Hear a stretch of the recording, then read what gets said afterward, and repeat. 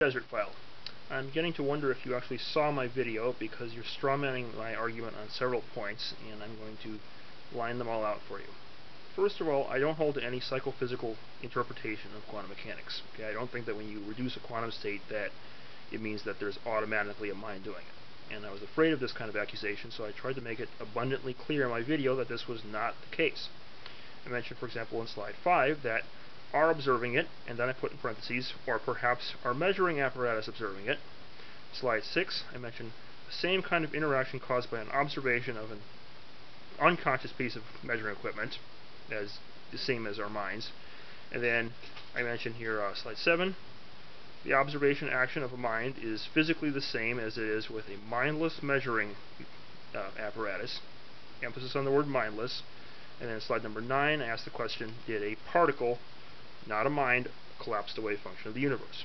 Now, apparently you didn't see any of those references because you're somehow assuming that I'm thinking that quantum state reduction is equal automatically to a mind doing it, which is simply not the case.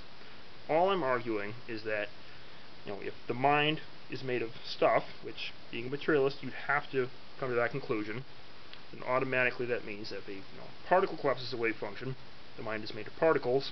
Well, the mind has to be able to collapse wave functions also, because particles collapse wave functions and minds are made of particles. Is this clear enough?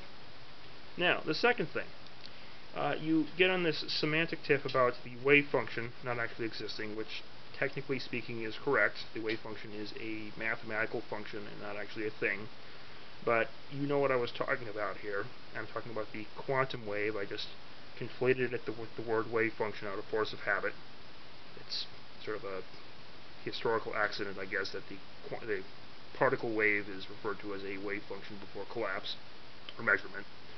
But you know that's not what I'm arguing. I'm just saying there's a particle wave, you observe the particle wave, and then it reduces to a single state. And we call that, whether you want to say it's a misnomer or not, the, quote, collapse of the wave function, unquote.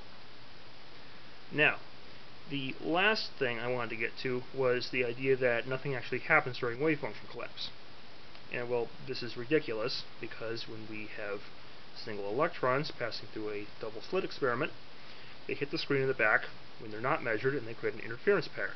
And you put a piece of measuring apparatus up by the slits to see which slit the electron actually went through, and then lo and behold, it no longer does that anymore, and it ends up with two bands in the back rather than an interference pattern.